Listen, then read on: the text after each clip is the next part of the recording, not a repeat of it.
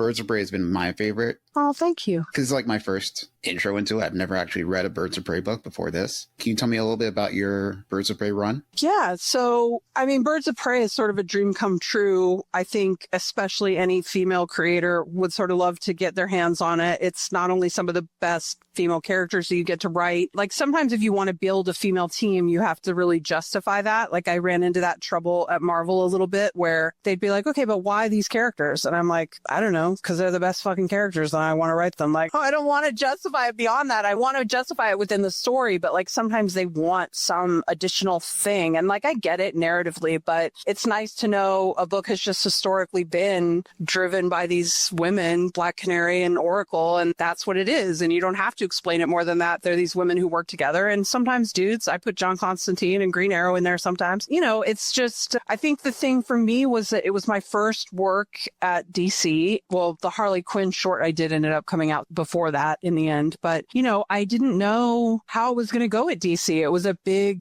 here we go. Like, I don't know. And so they were like, well, what do you want to write? And I was like, well, if it's my choice, I mean, Birds of Prey, like, I mean, they don't give you Batman. You don't just go, hey, I'd like to write my first book be Batman. And everyone goes, oh, okay. No. It doesn't happen that way. But anyway, Birds of Prey, I was like, that's what I want to do. And they were like, who's the cast? And I was like, you're not going to like it.